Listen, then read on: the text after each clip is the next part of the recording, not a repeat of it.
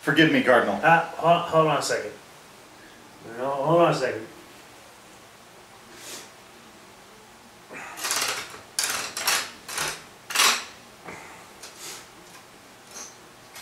Alright, go ahead. What'd you do this time?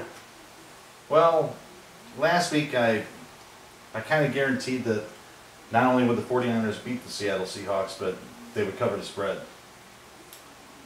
Yeah, I remember. It was your lock of the week.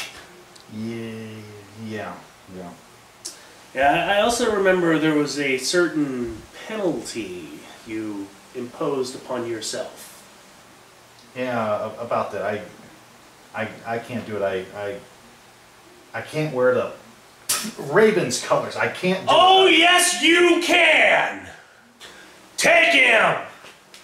I got news for you, buddy. You're not Roethlisberger, and this ain't the Georgia court system. There are no plea bargains here, my friend. You'll wear those colors for the rest of the episode, because we pay our debts here at the Church of Football.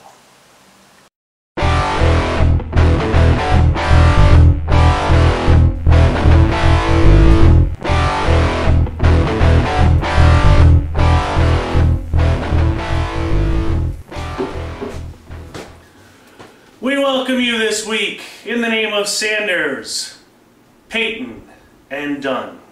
Slippery little bastards. But oh so fun to watch. I'm Cardinal John, and I welcome you all to week 2 here at the Church of Football. As normal, we begin our proceedings with a traditional toast. Oh, Commissioner, who art thou New York, give us this day our weekly gains. Lead us not to temptation of sitcoms and reality TV shows, but deliver me to the game of the week. Bring forth the holy cooler.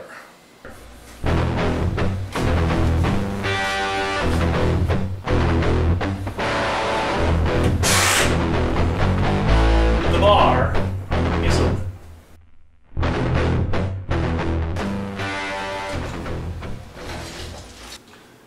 Well, week 1 is in the books, and a very entertaining week it was. Detroit got hosed and lost, the Jets mouthed off and lost, and Dallas... Die, Cowboys, die! Dallas self-destructed. So all is well in the world.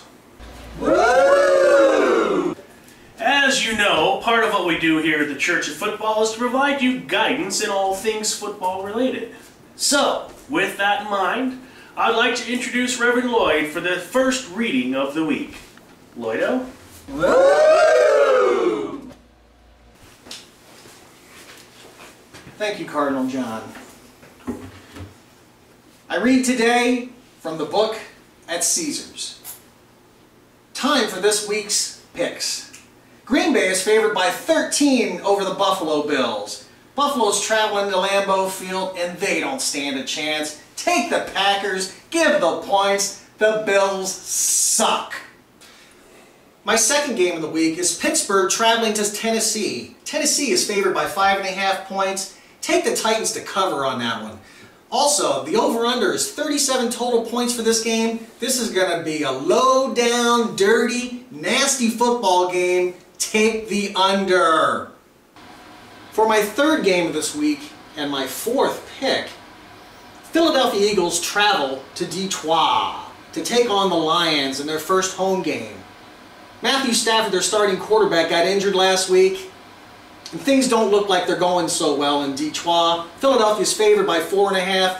Michael Vick came in, played well in relief of Kevin Kolb. Take the Eagles to cover. And for my final game of the week, the Fish are traveling to Minnesota to play the Vikings. The Vikings are favored by 5.5 points. They're angry about that loss Thursday to the Saints.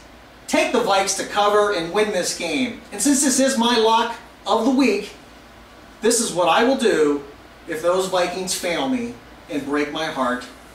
I will wear my wife's bra on the top of my head shaped like Mickey Mouse ears, or wear it over the top of my jersey. Bank on it. That wraps up the first reading of the week. Cardinal John?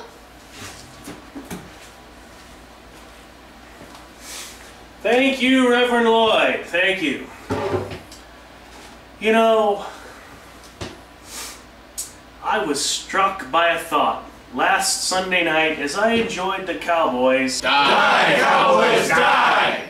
Game versus their rivals, the Redskins. Die, Redskins! Die! Take the Cowboys fan out and beat him.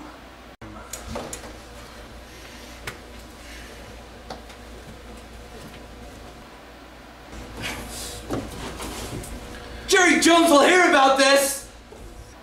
Jerry's used to the sound of his Cowboys getting beat.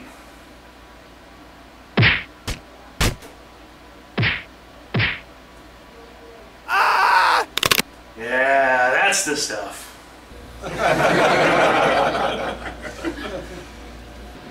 Die, Cowboys.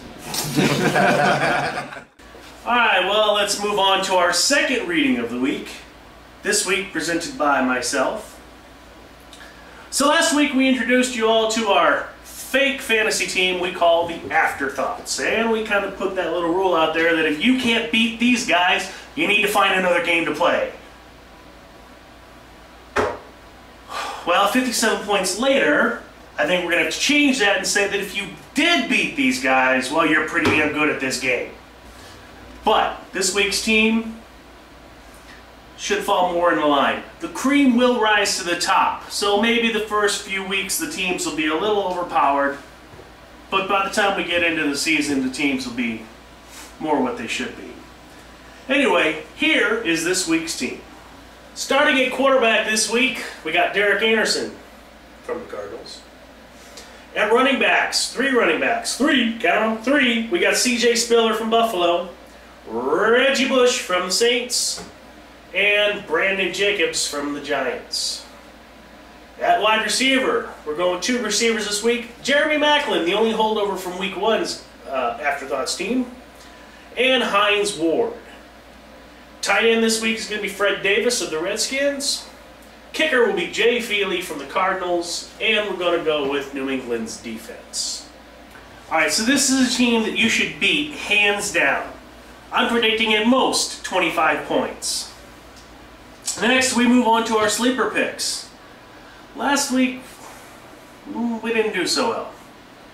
A couple of our guys did okay yardage-wise, but nobody got in the end zone. We'll do better this week, though. Trust us. We won't steer you wrong. Here are our sleeper picks for Week 2. Guaranteed right, or your money back. Cardinal John, that would be me. I like 2 running backs this week. Fred Jackson from Buffalo and John Kuhn from Green Bay. Now these guys aren't going to get a lot of yards, but they're going to get you touchdowns. Reverend Lloyd, he's liking Kyle Orton from Denver, and I believe Anthony Fasano, tight end from Miami. Getting some touchdowns from all those guys this week. Brother Marty, he likes Jason Campbell. And he also likes Mark Clayton from the Rams. Those are his sleeper picks. Those are all of our sleeper picks for Week 2. Alright, so that wraps up our second reading of the week. As long as your team doesn't collapse like the 49ers did last week. Cardinals, silence! 49er fans can interrupt me the day they can beat the lowly Sea Hags. Ooh, Singletary's a genius! San Fran's gonna win the division! Losers.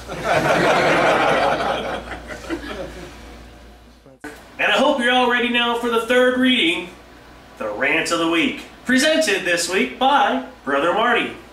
Marty. Thank you, Cardinal John. Today I'm here to talk to you about something that chaps my hide. I have a little diagram for you.